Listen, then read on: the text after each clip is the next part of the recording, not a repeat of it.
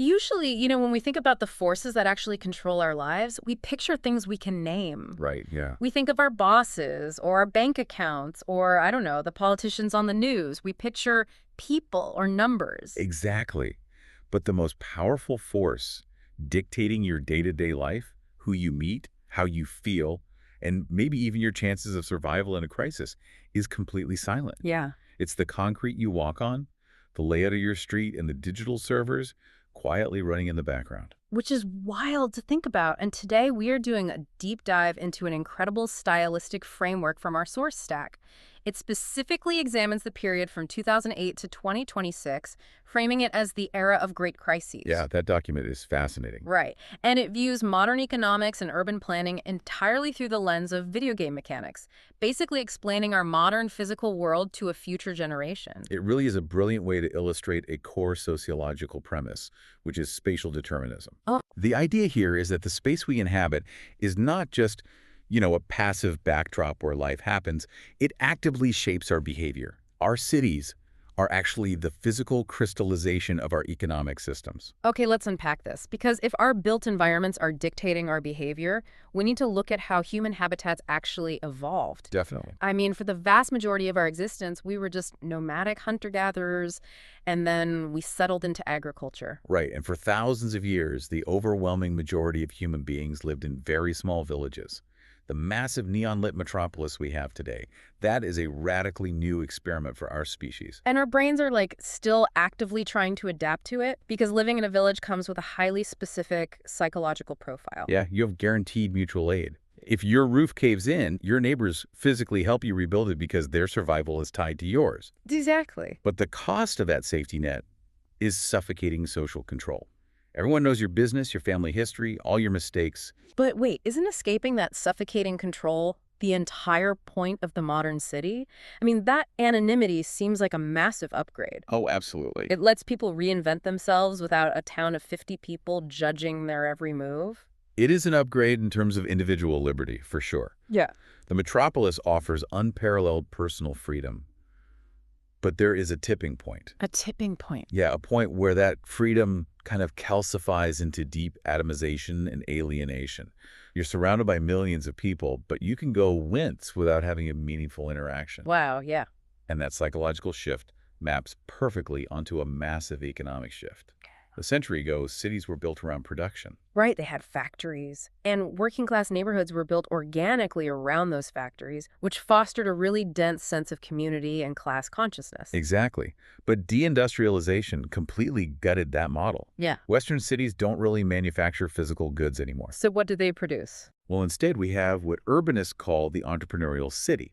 Cities no longer produce things, they produce experiences. Well, like tourism. Exactly. Yeah. Madrid, Paris, New York. They now operate like massive competing corporations. They engage in intense city branding just to attract global capital and transient tourists. So when a city's primary export becomes its own aesthetic, the physical space itself becomes a commodity. Right. And that fundamentally changes the housing market.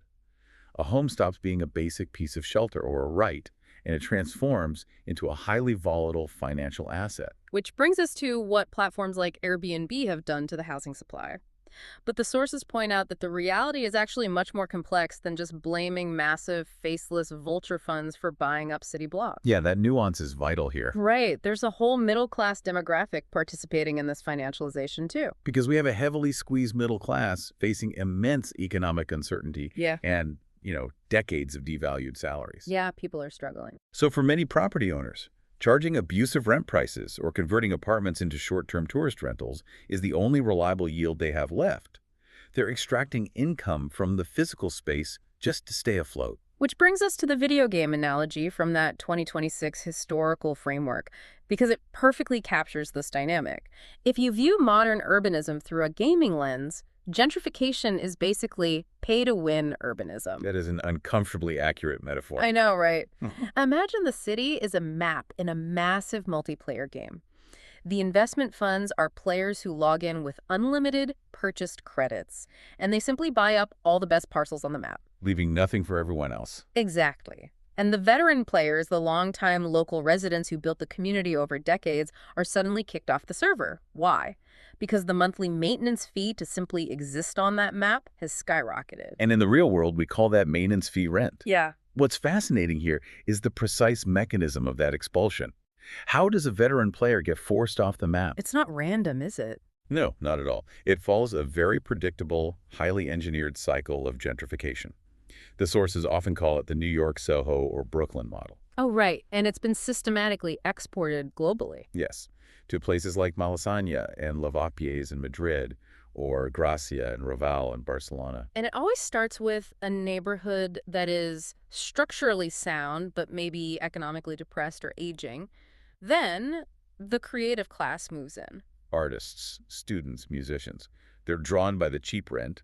Yeah. But inadvertently, this bohemia applies a cool varnish to the area. Right. They open up independent galleries or dive bars. Exactly. Suddenly, the neighborhood has a marketable aesthetic appeal.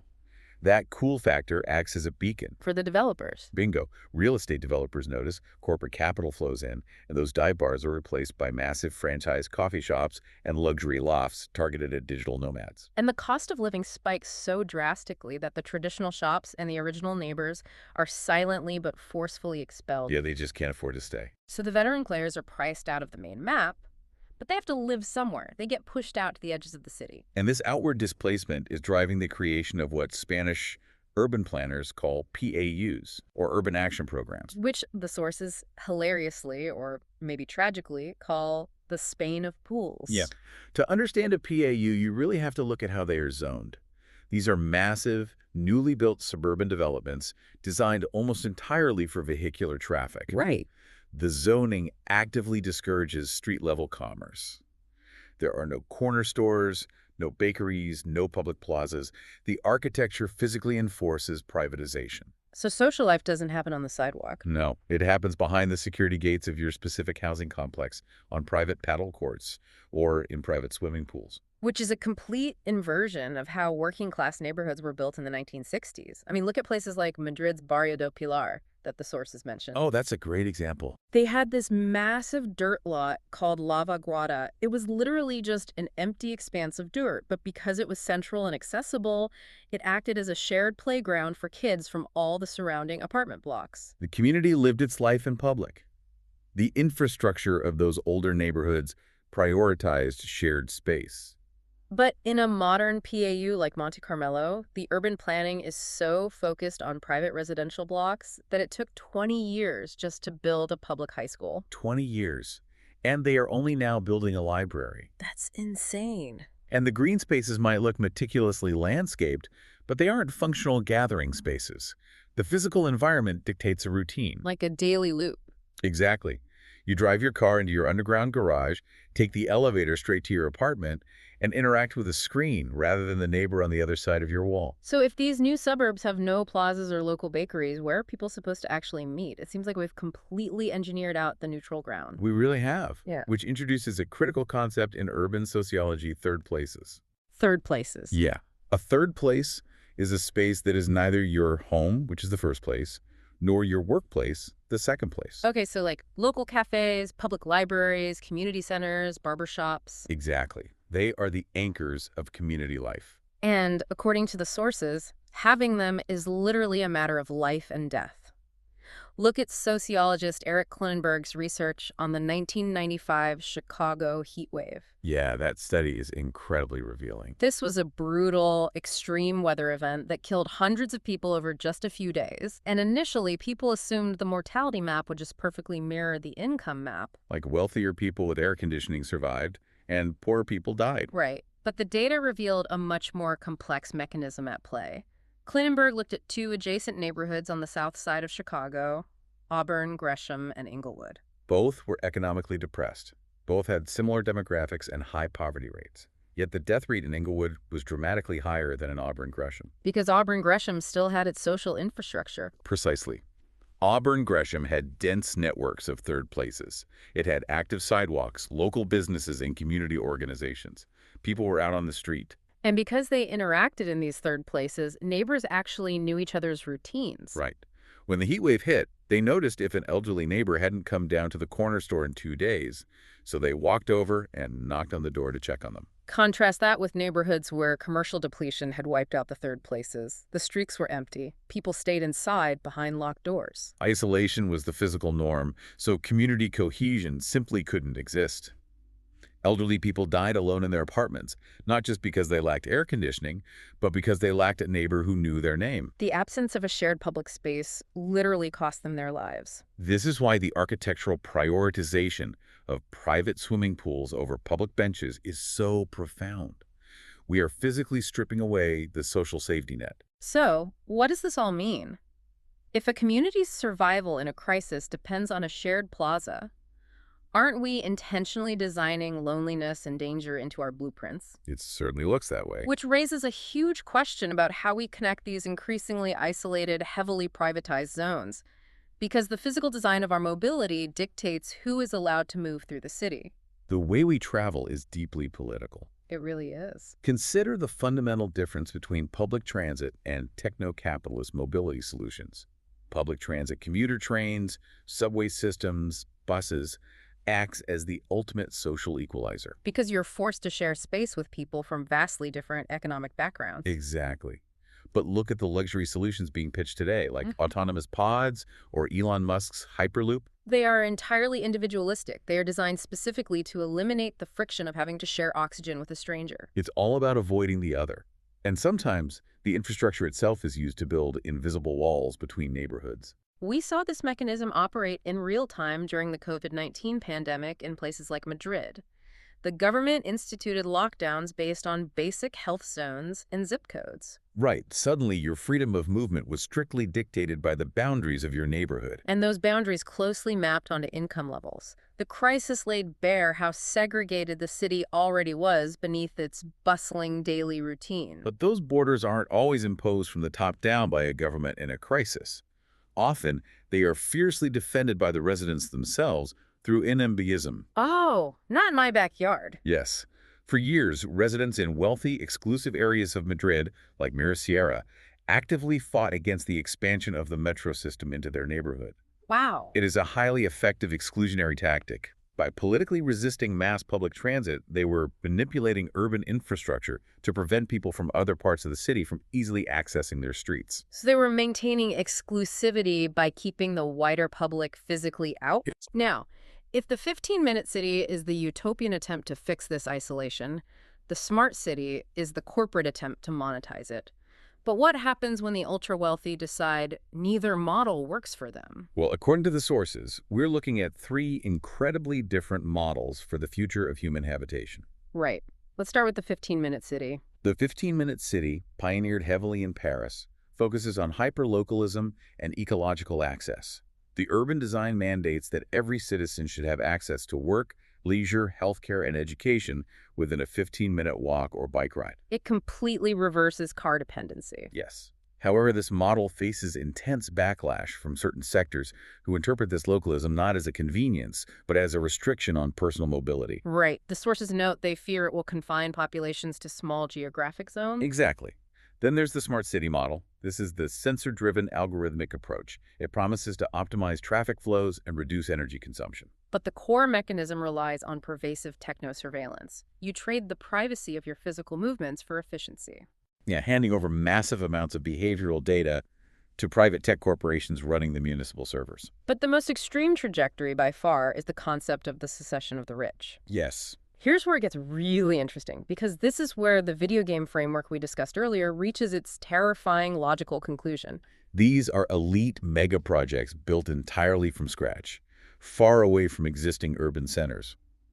The explicit goal is for the global elite to physically abandon traditional cities to escape overpopulation, crumbling infrastructure, and the potential for social unrest. Like New Cairo in Egypt, they are using massive public resources to construct a 21st century Versailles in the desert, effectively moving the government and the financial elite out of the historic, congested capital. Or look at the line in Saudi Arabia. Oh man, yeah. It's marketed globally as an eco-utopia, a 170-kilometer-long horizontal skyscraper cutting straight through the desert. But sociologically, it functions as a techno-feudal state. It is an environmentally devastating megastructure designed to be a hyper-surveilled, highly controlled environment exclusively for those who can afford entry. If we connect this to the bigger picture, going back to our gaming metaphor, Yeah. these mega projects are exactly like VIP-only private servers. Totally. The wealthiest players in the game have looked at the main map and decided it's too buggy, the rent is too high, the traffic is terrible, and the code is breaking down. But instead of using their massive resources to patch the main game and fix the infrastructure for everyone, they just unplug. They buy a private server in the desert, invite only their wealthy friends, and completely abandon the rest of the player base to survive on a collapsing map. That is a chilling trajectory for human civilization. We started out huddling together in villages for collective survival. We built the metropolis to maximize our individual freedom and economic output. And now, the ultimate endpoint of this spatial segregation is that the most privileged members of society simply engineer environments where they are completely isolated from the rest of humanity. The layout of the street, the existence of a train line, the absence of a public square, none of these are accidents. They are deliberate choices about who gets to participate in society. Which is why we want to end with a direct challenge to you, drawn straight from that 2026 historical document in our sources. Yeah, it's a great exercise. Today, step outside and walk for just 10 minutes around your neighborhood. Look at the concrete and the zoning. Count exactly how many benches, plazas, or spaces you can find where you are allowed to just sit and exist without anyone asking you to swipe a credit card or buy a coffee. And if you cannot find any truly non-transactional spaces, well, you're living in a high-tech social desert. And as you take that walk, consider this. If the ultimate luxury in these future VIP-only megacities is no longer a fancy car, but the ability to own totally private, isolated space and disconnect from the surveillance of the main server, will the ultimate act of rebellion simply be sitting on a public bench and talking to a stranger? Wow. The silent forces of the concrete around you are shaping your life. But now that you see the map, you can decide how to play the game. Thanks for taking the deep dive with us.